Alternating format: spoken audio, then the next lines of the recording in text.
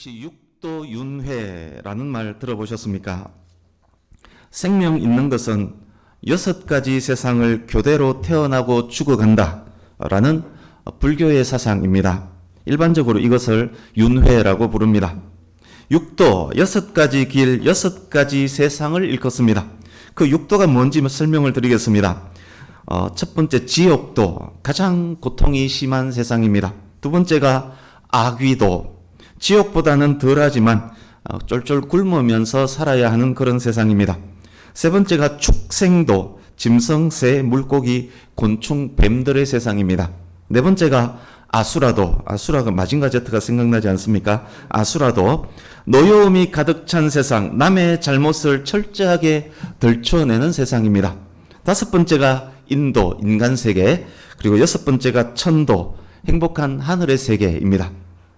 윤회 사상에 의하면 생명 있는 것들은 이 6가지 세계를 두루두루 교대로 다니면서 삽니다.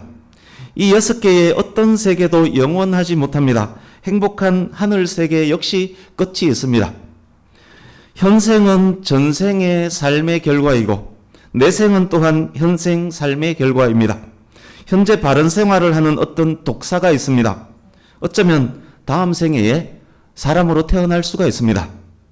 지금 독사처럼 살아가는 어떤 사람은 어쩌면 다음 생애에 개구리로도 태어날 수 있습니다. 아침에 여기 벌레가 하나 있어서 제가 잡았습니다. 어쩌면 윤회 사상에 의하면 제가 우리 조상을 밟아 죽인 것일 수도 있습니다. 뱀도 곰도 개도 개구리도 귀뚜라미도 윤회에 의하면 나의 정조 할아버지 할머니일 수가 있습니다. 내가 지금 죽으면 어쩌면 내가 지금 뒷다리 잡고 있는 이 메뚜기 있다고 가정하겠습니다. 이 메뚜기의 부하로도 태어날 수 있습니다. 그러니 메뚜기도 귀뚜라미도 함부로 살생할 수가 없습니다. 어찌 고기를 먹을 수가 있겠습니까? 고기를 먹지 않고 살생유택하고 곤충을 밟아 죽이지 않기 위해 집신 신고 사뿐사뿐 걷는 것, 상당 부분 윤회 사상과 관계가 있습니다. 윤회에 의하면 개로 태어나는 것은 전생에 어느 정도 훌륭한 일을 해야만 가능합니다.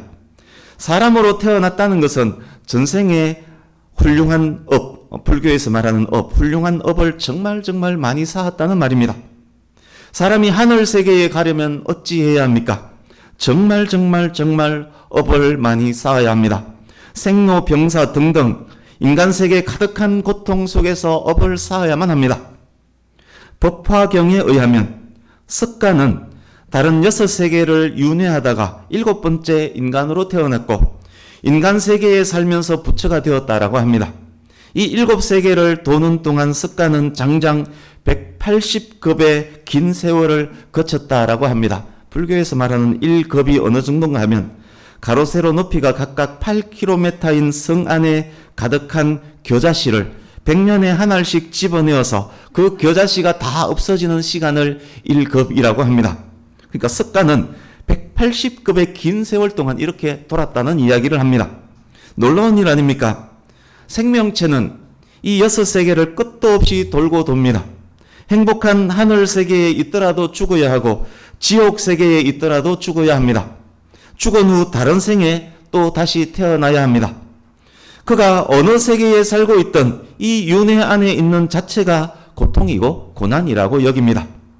그래서 사람이 죽으면 다음 생은 더 좋은 곳에서 태어나기를 바랍니다라는 의미로 삶과 명복을 빕니다 라고 말을 하면서 조의를 표하는 것입니다. 그래서 기독교인이 명자가 어두울 명자입니다. 어두운 곳에서의 받는 복, 명복은 어두운 곳에서 받는 복을 일컫습니다. 죽은 이후 염라대왕 앞에 가서 재판을 받고 그 재판 받는 때가 49제 지내는 데가 그게 연결이 되어 있습니다. 염라대왕 앞에서 재판을 받고 재판을 잘 받아서 다음 생애에 좋은 곳으로 태어나는 것을 빕니다가 명복을 빕니다입니다. 기독교인이 할 소리는 아닙니다. 알고 있다면 안 할 텐데 아마 몰라서 그럴 것입니다. 앞으로 명복을 빕니다. 이런 소리는 하면 안 됩니다. 있을 수 없는 이야기입니다. 그래서 불교의 최고 이상이 무엇인지 아십니까? 윤회로부터 벗어나는 것, 윤회로부터 탈출하는 것이 불교가 추구하는 이상입니다. 그것이 바로 불교의 구원이라고 할 수 있는 해탈입니다. 사람이 사물에 집착하는 근본 원인은 생존에 있다. 생존의 원인은 이 세상에 태어나기 때문이다. 세상에 태어났기 때문에 늙고 죽고 슬프고 고통스럽다. 이 고통의 원인인 생존으로부터 해탈할 수가 있을까? 있다. 어떻게? 그 방법이 불경에 기록되어 있습니다. 방법대로 수행하고 도를 닦으면 집착과 욕망을 끊을 수 있다. 그때 무념무상의 경지에 다다르고 자기 존재를 부정하게 되고 다시 태어나지 않게 되고 생로병사의 고통은 사라진다. 그것이 해탈이다. 해탈한 상태가 바로 열반이다. 그렇습니다. 해탈과 열반이 바로 불교의 구원입니다. 인간계 물질계를 완전히 떠나는 것, 더럽고 지저분한 물질계를 떠나는 것, 다시 태어나지 않는 것, 그것이 불교가 말하는 구원입니다. 어느 날 석가모니의 제자가 물었습니다. 스승님, 열반에 들어간 사람은 존재하는 것입니까? 해탈한 사람은 영원히 살아날 수 없는 것입니까? 석가가 대답합니다. 그것에 대해 청량할 기준이 존재하지 않는다. 이렇다 저렇다 논할 말이 없다는 말입니다. 모든 것이 완전히 끊어지고 논의할 어떤 내용도 없는 상태라는 그런 말입니다. 너무 허무하지 않습니까?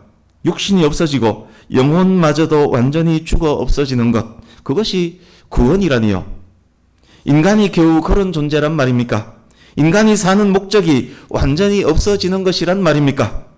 그것이 너무 허무하기에 일부 후세 사람들이 교리를 보완 수정하기 시작합니다. 열반에 들어가면 기쁨을 누린다라고 말하기 시작합니다. 그것이 바로 극락세계입니다.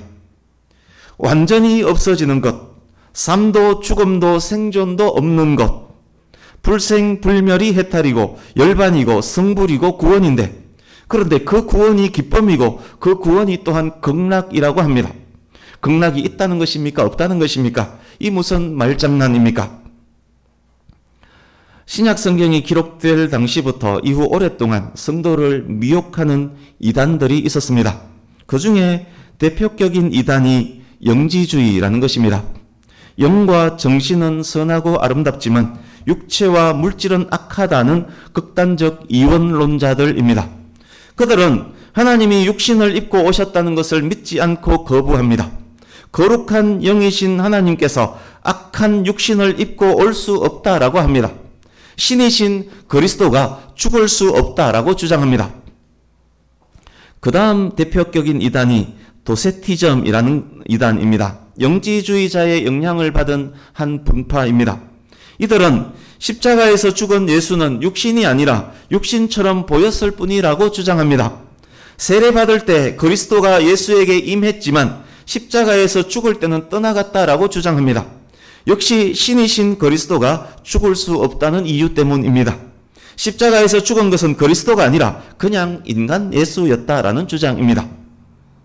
하나님의 거룩하심에 대해서 이토록 강하게 말하는 것이 얼핏 보기에는 참 믿음 좋구나 그런 생각이 들 수 있습니다. 그러나 이들은 복음 전체를 거부하는 사람입니다. 그들의 주장에 의하면 그리스도가 육신을 입을 수도 죽을 수도 없기 때문에 성경에 기록된 예수님의 성육신, 십자가의 죽음, 죽음에서의 부활을 받아들이지도 믿지도 않습니다. 그들이 이단이 아니면 누가 이단이란 말입니까? 사도 바울이 전도 여행을 했던 고린도, 아테네, 에베소 등은 헬라의 유명한 도시들입니다. 사도행전 17장 18절에 바울이 에피쿠루스, 스토아 학파 등 헬라 철학자들과 논쟁하는 장면이 나옵니다. 헬라 철학은 인간의 영혼에 비해서 육체는 불완전하고 열등하다라고 주장합니다. 심지어 육체를 영혼을 가두고 있는 감옥이라고 주장합니다. 육체는 죽음과 함께 소멸하고 영혼은 불멸한다라고 주장을 하는 것입니다.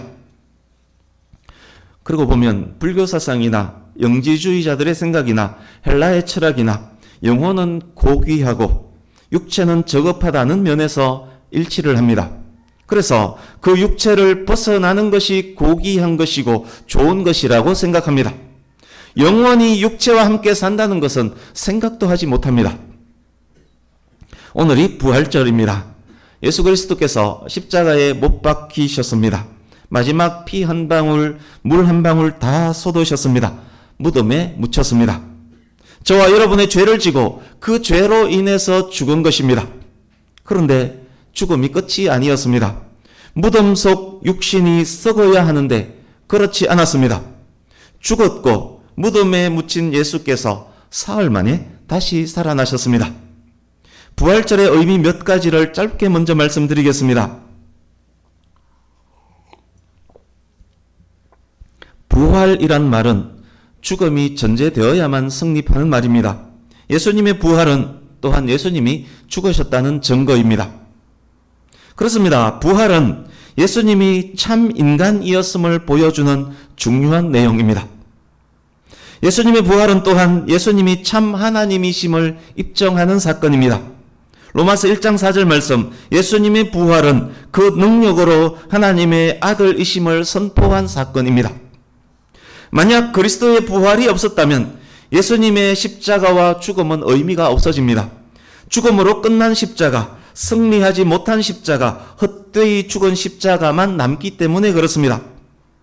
우리 주보 오른쪽 하단에 있는 고린도후서 15장 19절을 읽어보겠습니다. 같이 읽습니다. 시작. 만일 그리스도 안에서 우리가 바라는 것이 다만 이 세상의 삶뿐이면 모든 사람 가운데 우리가 더욱 불쌍한 자이리라. 아멘. 만약 부활이 없었다면 그리스도를 따랐던 사람들, 저와 여러분이 가장 불쌍한 사람일 것입니다. 예수님의 부활은 예수님을 따르는 자들이 가장 복된 자임을 보여주는 사건입니다. 예수님의 부활은 성도의 부활을 미리 보여주는 것이기 때문입니다. 주보에 있는 이어지는 말씀 고린도전서 15장 23절도 같이 읽습니다. 시작. 그러나 각각 자기 차례대로 되리니 먼저는 첫 열매인 그리스도요 다음에는 그가 강림하실 때에 그리스도에게 속한 자요. 아멘. 예수님은 부활의 첫 열매이고 저와 여러분은 이어질 무수한 부활의 열매들입니다. 우리는 예수님처럼 부활하게 될 것입니다. 그렇다면 예수님의 부활은 어떤 부활이었을까요? 우리가 맞이할 부활은 어떤 부활일까요? 부활할 우리의 몸은 어떤 몸일까요? 불교, 영지주의자들, 헬라 철학자들이 말하는 것처럼 우리의 몸이 어떤 때는 벌레의 몸을 입고 어떤 때는 짐승의 몸도 입는 그런 몸인가요? 우리 몸이 영원히 거하기에는 저급한 몸인가요? 이 몸은 영원히 저급한 몸이란 말인가요? 영혼의 고결을 위해서 저만치 떨고 버려야만 하는 그런 몸입니까? 우리가 입고 있는 이 몸이. 이제 본문을 보겠습니다. 고린도후서 4장 16절을 먼저 보십시오. 바울이 말합니다. 우리의 겉사람은 날마다 낡아지고 있지만 속사람은 날마다 새로워진다. 4장 7절도 보십시오. 4장 16절의 이유를 알 수 있는 구절입니다. 사람의 육체는 질그릇과 같습니다. 그러나 성도의 질그릇 안에는 보물이 담겨져 있습니다. 그 보물이 무엇일까요?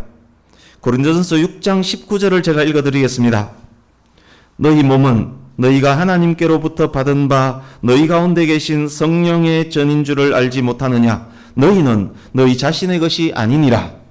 그렇습니다. 질그릇 같은 연약한 우리 몸 안에는 성령께서 거하십니다. 우리 안에는 하나님의 말씀이 있습니다. 우리 안에는 복음이 있습니다. 이것이 바로 보배입니다. 그러나 보배를 품고 있지만 우리 몸은 여전히 질그릇처럼 연약합니다. 보배는 고귀하고 질그릇 같은 몸은 보배에 비해서 저급해 보이기도 합니다. 몸에 대한 인식이 불교, 영지주의, 헬라 철학과 별로 다른 것 같지 않아 보이기도 합니다. 정말 그럴까요? 결국 우리 몸은 썩어 없어지고 영혼만 남는 것인가요? 몸이 썩어서 흙이 되면 그것으로 끝이란 말인가요?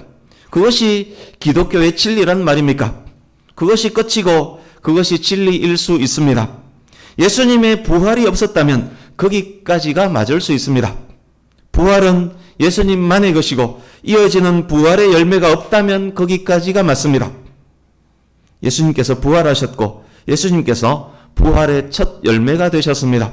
성도는 예수님에게 이어지는 무수한 열매들입니다. 예수님에게 첫 열매라는 호칭이 붙어졌다는 것은 이어지는 무수한 열매들이 있다는 말이고 성도들이 이어지는 무수한 열매들인 것입니다. 저와 여러분의 육신은 흙으로 돌아가서 끝나는 그런 육신이 아닙니다. 본문 5장 1절 보십시오. 바울 사도가 땅에 있는 장막집에 대해서 말하면서 그 집은 무너질 수 있다라고 합니다. 땅에 있는 우리의 장막집이 도대체 무엇을 말함일까요? 우리의 몸을 의미합니다. 우리 몸은 언젠가는 무너집니다. 왜입니까? 겉사람이 계속해서 낡아지기 때문입니다. 늙어가고 병들어가는 것이 우리의 몸이기 때문입니다. 결국 육신의 죽음을 맞이해야 하기 때문입니다. 그 누구도 예외가 있을 수 없습니다. 4장 8절 9절 보십시오. 고린도후서 4장 8절 9절. 바울이 더더욱 그것에 대해서 말하는 이유가 있습니다. 현재 바울은 고통과 고난 속에 있습니다. 사방에 우겨삼을 당하고 핍박을 당하고 있습니다. 바울은 자기 몸에 죽음이 얼마 남지 않았음을 알고 있는 듯합니다. 바울 육신의 장막이 무너질 때가 다가오고 있는 것입니다. 5장 1절 뒷부분 보십시오. 무너지는 땅에 있는 장막집과 전혀 다른 어떤 집에 대해서 이제 이야기를 합니다. 하나님께서 지은 집, 하늘에 있는 집, 영원한 집입니다. 눈에 보이지는 않지만 그런 집이 있음을 바울이 압니다. 그렇다면 이 집은 또 무엇이란 말입니까? 그렇습니다. 이 집은 부활한 몸을 말함입니다. 썩지 않고 죽지 않는 몸입니다. 부활하신 예수님의 몸과 같은 영광의 몸입니다. 이제 2절입니다. 바울이 그 영광의 몸을 간절히 사모합니다. 그런데 덧입는다라는 표현을 사용했습니다. 원래 있던 몸에다가 하나님께서 주신 영원한 몸을 마치 코트처럼 덧입는다고 말합니다. 4절 보십시오. 지금 있는 이 몸을 벗어버리는 것이 아니라 이 몸 위에 새 몸을 덧입는다는 말입니다. 새 몸을 덧입는 것은 생명의 몸으로 죽을 몸을 삼키는 것과 같습니다. 썩지 않고 죽지 않을 몸이 썩고 죽을 몸을 삼키는 것입니다. 3절 보십시오. 바울이 피하고 싶어 하는 것이 있습니다. 벗은 자들로 발견되는 것을 겪고 싶어 하지 않습니다. 벗은 자들로 발견되는 것은 또 무엇입니까? 이것은 성도의 몸이 낡아서 죽었음에 대한 표현입니다. 몸은 죽고 영혼만이 천국에 있는 상태를 벗은 자들로 표현을 했습니다. 바울이 이것을 피하고 싶어 합니다. 바울은 몸과 영혼이 함께 천국에 있기를 원하고 있습니다. 몸을 저급한 것으로 여겨서 영혼에서 떼내고 싶어하는 여타의 사상들, 아까 서두에 말씀드렸던 여타의 사상들과 너무도 다르지 않습니까?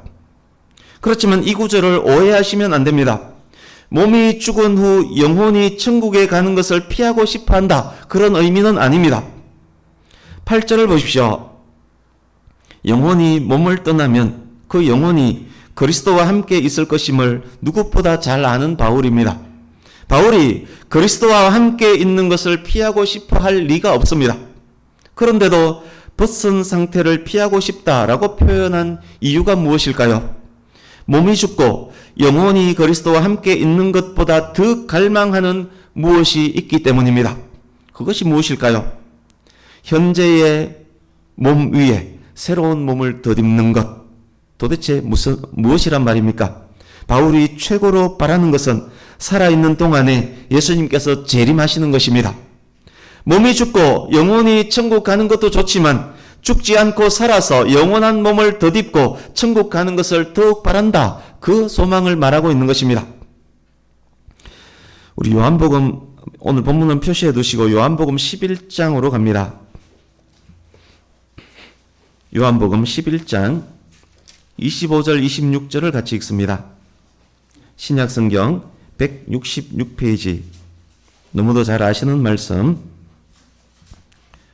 요한복음 11장 25절 26절 같이 읽습니다. 시작. 예수께서 이르시되 나는 부활이요 생명이니 나를 믿는 자는 죽어도 살겠고 무릇 살아서 나를 믿는 자는 영원히 죽지 아니하리니 이것을 내가 믿느냐. 아멘. 우리 한 번 더 읽습니다. 25절 26절 시작. 예수께서 이러시되 나는 부활이요 생명이니 나를 믿는 자는 죽어도 살겠고 무릇 살아서 나를 믿는 자는 영원히 죽지 아니하리니 이것을 내가 믿느냐. 아멘. 성도님 여러분, 이것을 믿으십니까? 아멘. 그렇습니다. 예수님은 부활이시요 생명이십니다. 예수님을 믿다가 육신의 장막이 무너져 죽으면 육신은 흙이 되지만 영혼은 천국에 가서 예수님과 함께 있게 됩니다. 그것으로도 충분히 좋습니다. 그런데 바울은 이것을 벗은 몸이라고 말하면서 피하고 싶어 합니다. 왜입니까? 바울이 더욱 바라는 것은 자기가 살아있는 동안 예수님께서 재림하셔서 죽지 않고 새로운 몸을 입고 천국에 갈 수 있음을 알기 때문입니다. 만약 그런 일이 우리 세대에 일어난다면 얼마나 좋은 일입니까? 천국에 가서 바울에게 당신이 그렇게 갈망했던 것 우리에게 이루어졌네 라고 말할 수 있을 것입니다. 믿지 않는 사람들이 여기까지 말을 듣고 이렇게 말을 할 수 있을 것입니다. 웃기고 있네. 지금 소설 쓰냐? 말이 되는 소리를 해라. 여러분도 그렇게 생각합니까? 그런데 참 희한하지 않습니까? 성경에 기록된 이 말씀들을 도저히 믿지 못하는 사람들이 바퀴벌레가 선한 업을 쌓으면 밟혀 죽은 후 사람으로 태어날 수 있다는 것은 또 믿습니다. 그 누구도 보여준 적 없고 그 누구도 증명한 것이 없는 그것은 믿으면서 예수께서 실제로 보여주셨고 역사 그 자체인 그리스도의 부활은 믿지 못합니다. 이것은 못 믿는데 바퀴벌레가 사람이 될 수 있다는 것을 믿는 것은 도대체 무슨 큰 믿음이란 말입니까? 여러분, 성도는 어떤 사람입니까? 성도는 기록된 말씀을 믿는 사람들입니다. 성도는 예수님의 부활이 나의 부활임을 믿고 아는 사람들입니다. 성도는 살아있는 동안에 예수님 다시 오시기를 갈망하며 기다리는 사람입니다. 성도들은 어째서 세상 사람들이 알지 못하고 믿을 수 없는 것들을 알고 믿을 수 있을까요? 본문으로 가서 5절 보십시오. 고린도서 5장 5절. 하나님께서 이것을 우리에게 이루게 하십니다. 하나님께서 하실 이 일을 보증하기 위해서 성령을 보내주셨습니다. 보증으로 번역된 헬라 원어 알라보는 첫 회 불입금이란 의미입니다. 집을 살 때 계약을 합니다. 계약이 효력을 발휘하기 위해서는 반드시 계약금이 지불되어야만 합니다. 계약금이 지불되면 그 집은 미래의 내 집으로 여겨도 됩니다. 5절 보증은 계약금의 의미입니다. 하나님께서 성도에게 예수님과 같은 부활이 있을 것임을 계약으로 알려주셨습니다. 계약서 작성만 하신 것 아닙니다. 계약금도 지불하셨습니다. 우리 안에 계신 성령님이 바로 하나님께서 지불하신 계약금입니다. 하나님께서 성도에게 성령님을 주셨습니다. 이것은 계약금과 같습니다. 모든 성도들은 이 계약금을 갖고 있습니다. 그가 성도라면 그 안에 성령께서 계십니다. 그가 성도라면 이 계약금을 갖고 있습니다. 그것이 성도됨의 증거입니다. 성령께서 내주하시는 자가 바로 성도입니다. 성도는 질그릇 같은 육체에 보물을 담고 있는 사람입니다. 그 보물이 바로 하나님께서 우리에게 보증으로 주신 성령님인 것입니다. 사랑하는 성도님 여러분, 우리가 예수님을 나의 주, 나의 그리스도로 고백하고 영접할 때 하나님께서 우리에게 성령님을 주십니다. 성령께서 우리 속에 거하심으로 말미암아 우리도 부활할 것임을 알게 되었습니다. 우리의 부활은 반드시 이루어집니다. 우리가 지금 입고 있는 이 몸은 장차 새로운 몸을 덧입을 귀한 몸인 것입니다. 예수 그리스도 안에 있는 자들이 덧입게 될 생명의 옷이 바로 성도의 부활입니다. 비록 우리의 몸이 병들어가는 몸, 늙어가는 몸, 죽어가는 몸일지라도, 지금 내가 죽어가고 있을지라도, 언젠가 이 몸이 죽어 썩어 없어질지라도, 우리의 영혼이 천국에서 그리스도와 함께 있을지라도 지금 입고 있는 이 몸이 완전히 없어지지 않습니다. 예수님 다시 오시는 그날에 썩었던 몸, 흙으로 돌아갔던 몸은 새로운 몸으로 덧입게 될 것입니다.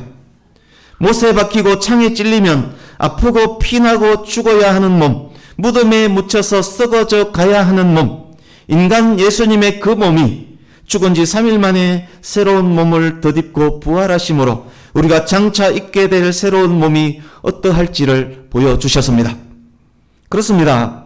성도의 몸은 영혼과 별개가 아닙니다. 성도의 몸은 저급한 몸이 아닙니다. 장차 영광의 몸으로 덧입을 몸입니다.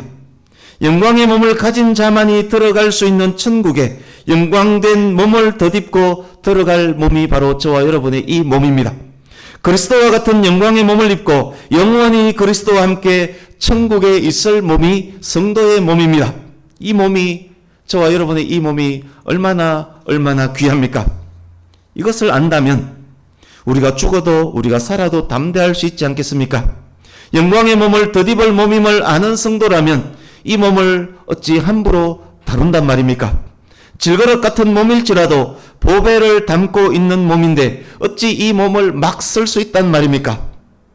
살아서 예수님 다시 오시면 호련히 영광의 몸을 덧입게 될 이 몸을 어찌 마음대로 막 부려먹는단 말입니까? 성령께서 거하시는 성전된 이 몸 안에 어찌 세상의 나쁜 것들로 막 채워 넣을 수 있단 말입니까? 이제 말씀을 맺습니다. 우리 오늘 본문을 10절까지 읽었지만 다 전하지는 않고 앞부분만 지금 전하고 있는 중입니다. 그렇습니다. 예수께서 우리에게 주신 구원은 영혼만의 구원도, 육신만의 구원도 아닙니다. 영혼과 육신이 완전히 죽어 없어지는 허무한 구원, 말도 되지 않는 그런 구원은 더더욱 아닙니다. 예수께서 우리에게 주신 구원은 영혼, 육, 전인의 완전한 구원입니다. 영혼의 구원뿐만 아니라 썩을 이 몸까지 생명의 몸으로 덧입혀 주실 완전한 구원입니다. 예수께서 승리의 부활을 하셨기 때문에 가능한 일입니다. 우리가 예수님 안에 있기 때문에 가능한 일입니다. 이 얼마나 감사한 일입니까? 놀랍고 놀라운 은혜 아닙니까? 우리가 무엇이기에 이토록 큰 은혜를 베풀어 주셨다는 말씀입니까? 우리가 구원의 예수님께 얼마나 감사 찬양을 드려야 하겠습니까? 우리 함께 고린도전서 15장으로 갑니다. 고린도전서 15장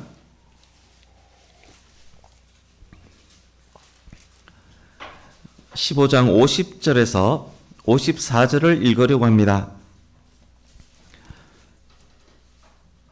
전해드린 말씀을 기억하면서 오늘 말씀을 다시금 확인시켜주는 결론의 말씀이기도 합니다. 고린도전서 15장 50절에서 54절을 한 목소리로 같이 읽습니다. 시작. 형제들아, 내가 이것을 말하노니 혈과 육은 하나님 나라를 이어받을 수 없고 또한 썩는 것은 썩지 아니하는 것을 유업으로 받지 못하느니라. 보라, 내가 너희에게 비밀을 말하노니 우리가 다 잠잘 것이 아니요 마지막 나팔의 순식간에 호련히 다 변화되리니 나팔 소리가 나매 죽은 자들이 썩지 아니할 것으로 다시 살아나고 우리도 변화되리라. 이 썩을 것이 반드시 썩지 아니할 것을 입겠고 이 죽을 것이 죽지 아니함을 입으리로다. 이 썩을 것이 썩지 아니함을 입고 이 죽을 것이 죽지 아니함을 입을 때에는 사망을 삼키고 이기리라고 기록된 말씀이 이루어지리라. 아멘. 성도에게 반드시 이루어질 승리의 소식입니다. 천국은 완전한 곳이기 때문에 이 몸, 현재의 이 몸으로는 천국에 갈 수가 없습니다. 왜냐? 이 몸은 완전하지 않기 때문에 완전하지 않는 몸이 천국에 가면 천국이 불완전한 것이 되어버리지 않습니까? 그래서 천국은 반드시 부활한 몸, 예수님께서 부활하신 그 몸, 완전한 몸을 입고 가게 되는 것입니다. 그래서 성도는 부활하고 천국에서 영원히 사는 것입니다. 성도인 우리에게 온전한 구원을 주신 놀라우신 하나님께, 그리고 부활의 첫 열매이신 예수 그리스도께, 우리 속에 거하시며 부활을 보증하고 계시는 성령 하나님께 감사와 찬양과 영광을 올려드립니다. 일평생 저와 여러분의 삶이 예수님 재림을 갈망하며 부활을 보증받은 자의 삶, 하나님을 닮아가는 삶, 하나님과 동행하는 삶, 빛의 역할, 소금 역할 감당하는 거룩하고 복된 삶을 살아갈 수 있기를 예수님의 이름으로 축복합니다. 아멘. 기도하겠습니다.